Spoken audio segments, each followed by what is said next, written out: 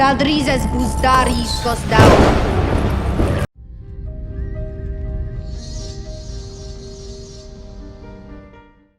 And the fog forming on my window tells me that the morning's here and you'll be gone before too long.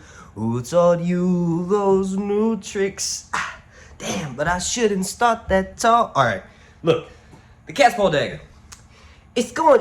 It's got a lot of action on this show, and it had quite a bit of action on the Game of Thrones TV show. In this video, I'm going to discuss what it is in the books and what it will be for House of the Dragon. Please, before I do any of that, do me a massive favor and help me continue to beat YouTube delisting, shadow banning my channel. I've explained it a bunch in my past videos. Basically, my videos don't show up in their algorithm at all, and that shouldn't be the case because I've been making House of the Dragon videos consistently for 3 years, right? So, long story short, please slap a like on this video, please subscribe, please turn your notifications all the way on, and then leave me a comment down below. All 3 or 4 of those things will help me defeat YouTube from delisting my channel.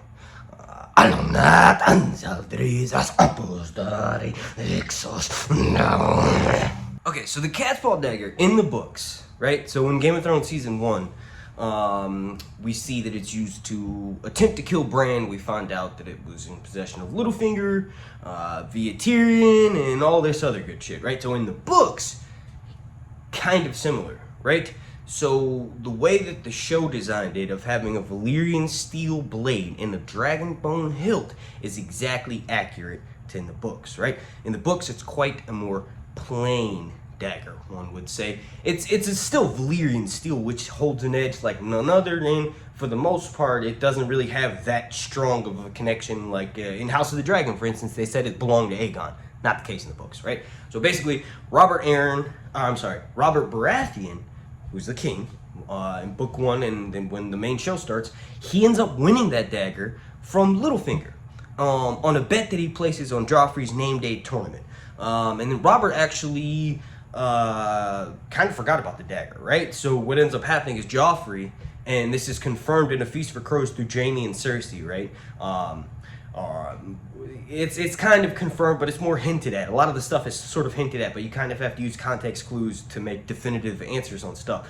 But basically, Joffrey steals the dagger from Robert, gives it to a Winterfell lackey, the Cats Paw Assassin, and the Cats Paw Assassin sets a fire. You know, this is obviously after Bran's been pushed out of the window at Winterfell. And Cersei and Jaime kind of think that the reason why Joffrey does this is an ill attempt to get on Robert Baratheon's good side. But anyway, so Bran's pushed out of the window, Catelyn's laying over him, praying every day and night, and like Bran is in a coma right now. So the Cats Paw Assassin waits in Winterfell for a few days, waits till everybody leaves, right? And Catelyn's there, you know, watching Bran, and what he does is he sets a fire.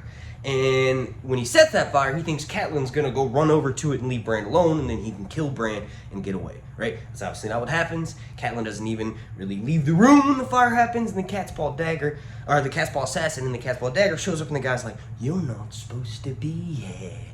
No one's supposed to be here." Right? And then he attempts to kill Breanne, and then Catelyn gets her fingers cut, and she suffers from those injuries for the rest of her journey in the book. She thinks about how sharp that knife bites was, and how it bit down to her fingers, and how it just was a very traumatic experience, and like it was insane to experience, right? She's got PTSD, it's very clear.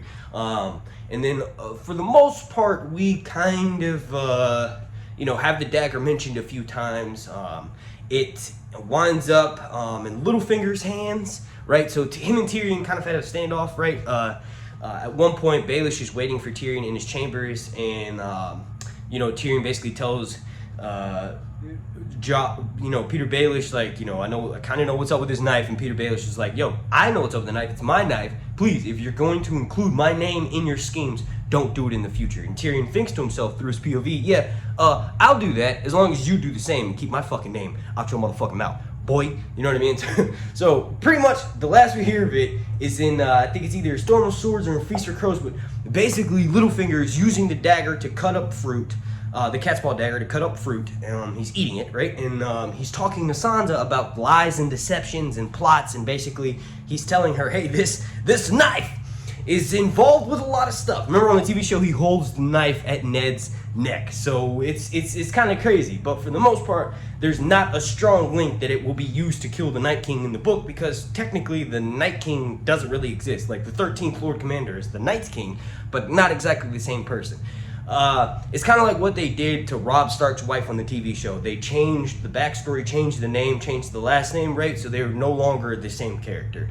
That's kind of like what they did for the Night King for the TV show. But for this new show, House of the Dragon, we see this Valyrian steel dagger is Aegon's. It has the prophecy of ice and fire on it. The main reason why that wasn't revealed in the TV show is because it must be placed in a brazier and heated up to the point where the Valyrian steel is glowing. And you can see these Valyrian glyphs that say, "From my blood comes the son of ice and fire," right? Basically talking about Jon Snow or Daenerys. Depends on who you want to think about. Now, when you realize this dagger is going to be eventually used to kill the Night King, it's also going to be used for some things on this show. In the very next episode, we're going to see it used to take the eye of Lucerys. Just kidding, just kidding. I mentioned that in my last video, had the name flip around. Obviously, I know Lucerys takes Aemond's eye with the knife, and it's going to be probably either gifted to him from King Viserys, or he's just going to take it from King Viserys' possession, because we see that the reason why I know it's going to be used to slash out Aemond's eyes, because we see Olivia Cook, the older version of Alicent, having the knife in her hand and charging towards Rhaenyra, right? And then a Kingsguard steps in the way, but ultimately the reason why she has that knife is because, well, it was just used to take out her son's eye. So she's going to use this as evidence and say this is freaking bullshit. You should take the eye of Lucerys. He shouldn't do that, you know, and obviously that's not what happens. The king kind of just snuffs it under the table, and we also hear in one of the trailer breakdowns that Aemond, this is a line straight from the books, he said, "I might have lost an eye, but I gained a dragon." One of the other things I think that knife could potentially be used for is taking Aemond's other eye.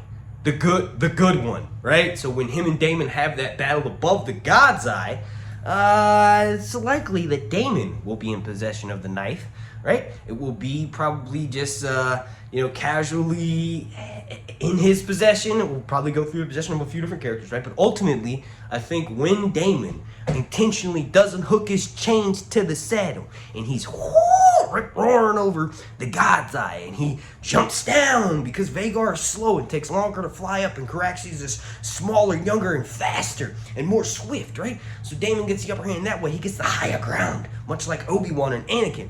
And when he does that, he didn't hook those chains up. Remember, he jumps down on Aemon's punk ass. Aemon's like, Daddy, Uncle, no! Daddy, Uncle, no, don't do it! Right? And then he comes down, he takes his good eye out.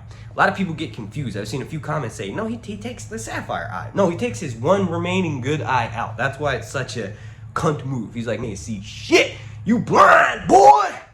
But yeah, so I think this is a good point to wrap this video up. One other thing that I think that knife could potentially be used for is when Daemon is basically taunting Aemond, and Aemon's kind of high and playing pussy off in the hills, right, with Alice Rivers, and they're making shadow babies and all that stuff. One of the things Daemon does, and this happens in the books, right, is he slashes the weirwood tree in Harrenhal. He slashes it 13 times, and when he does this, all the way up into the main storyline, anybody who lives at Harrenhal, when spring comes, those cuts that Daemon made on the tree at Harrenhal, when he's waiting for his nephew to come out and he fights him in the battle above the God's Eye, those cuts, those 13 slashes that Daemon left on the tree bleed fresh blood, fresh sap, right? So weirwood sap is very similar to blood, and the reason why is because the only way to make a weirwood tree is when a Night's Watch member dies, you place an acorn in their grave with them, and the body decomposes, turns the seed into a weirwood sapling, right? So weirwoods don't drop seeds, so that's just kind of a theory that I think me and a lot of other people because, well, George literally tells us that in the books without actually 100% coming out and saying it. But all that aside, Daemon could use the Cat's Paw Dagger to slash the tree 13 times. The tree 13 times. You all let me know what you think about this video down below in the comment section. I've actually got some more content coming, so make sure you subscribe, turn those notifications on, and then ultimately, let me know your thoughts down below on some of the things that I've said in this video.